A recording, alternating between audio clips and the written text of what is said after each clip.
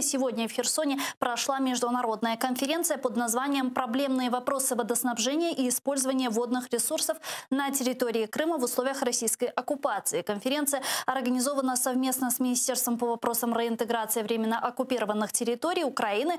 На мероприятии приняли участие украинские и херсонские чиновники, а также иностранные дипломаты, ученые, общественные активисты. Конференция включила в себя 3 дискуссионные панели. Первое – это нарушение международного законодательства в сфере защиты прав человека, милитаризация Крымского полуострова – это 2, и 3 о нарушении норм международного экологического права на территории временно оккупированного Крыма. Давайте послушаем, что сказал Алексей Резников о милитаризации и о ситуации с водой в Крыму.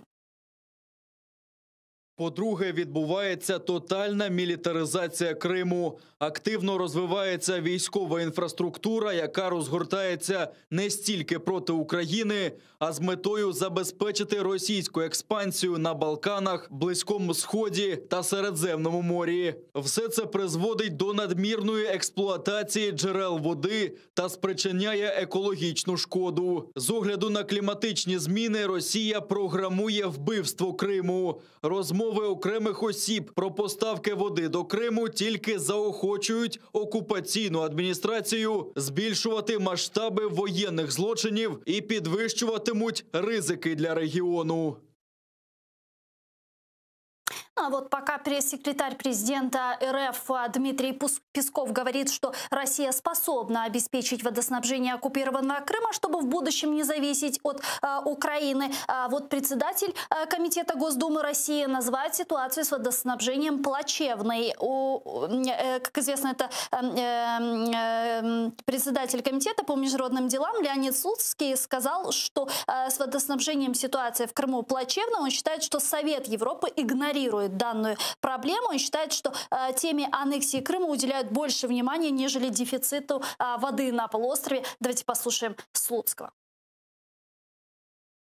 Я думаю, що Рада Європи на рівні її виконавчої влади, Комітету міністрів, на рівні генерального секретаря після повернення з Москви потурбуються цією найважливішою і дійсно актуальною проблемою, яку треба негайно вирішувати. Рада Європи має висловитися з цієї дуже і дуже чутливої ситуації.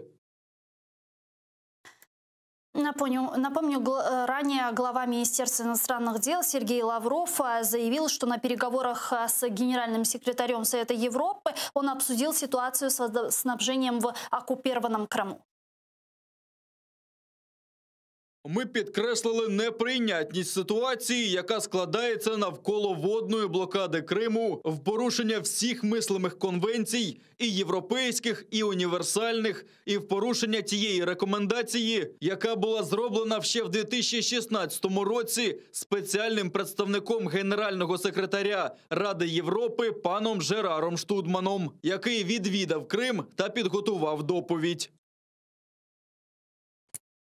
С нами сейчас на прямой связи народный депутат Украины 8-го созыва Борислав Береза. Пане Бориславе, витаю вас. Витаю вас, Гульсум.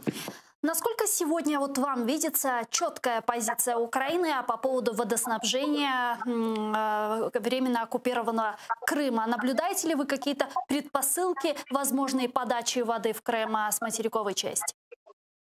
К сожалению, ни о чем конкретном или ни о чем постоянном, который имеет постоянную константу, все, что связано с Зеленским и его окружением, говорить нельзя. Сегодня они говорят, что они не отправляют воду в Крым, завтра они начинают диалог на эту тему, послезавтра они говорят, что их слова вырвали из контекста, а послезавтра они говорят о том, что, пожалуй, там надо, там наши люди, мы будем думать, как воду туда дать, может быть, в бутылках, может быть, в таре, может, еще как-то. Но вокруг этого постоянно идут разговоры.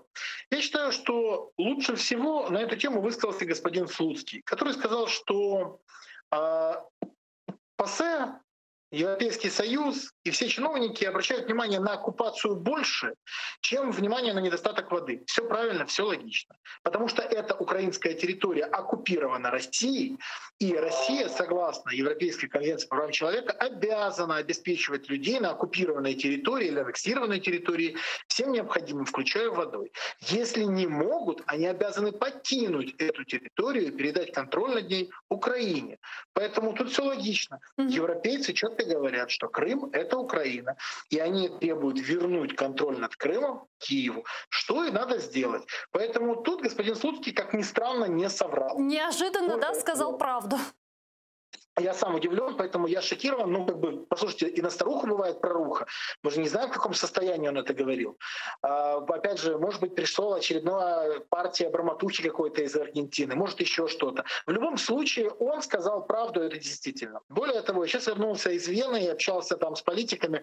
Они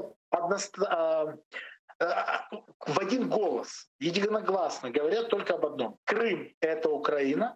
Контроль над Крымом должен быть передан Украине, а Россия находится там незаконно. Мы не признаем никаких действий со стороны России по отношению к Крыму. Поэтому здесь без изменений.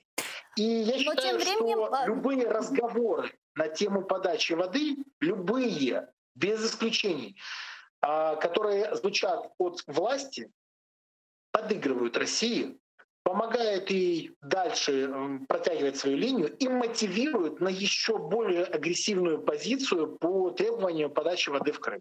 Поэтому эта тема должна быть закрыта раз и навсегда.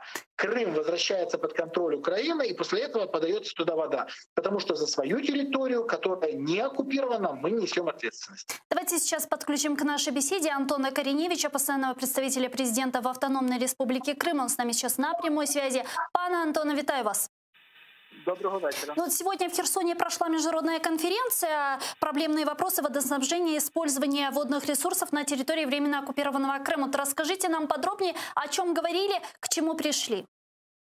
Ну, це справді сьогодні пройшла в Херсоні конференція, відповідна міжнародна з питань водопостачання на тимчасово окуповану територію Криму. Була організована вона Міністерством з питань реінтеграції, Міністерством закордонних справ, безумовно, наше представництво долучилося, так само Херсонська обласна державна адміністрація. Ну, нам видається, що дуже важливий результат цієї конференції – це консолідована, тобто спільна, єдина позиція державних органів, які активно працюють по Криму, а саме зазначених Мінреінтеграції, МВС, представництва президента України в Криму, Херсонської обласної державної адміністрації, що будь-які питання щодо водопостачання Криму можуть ставитися лише у випадку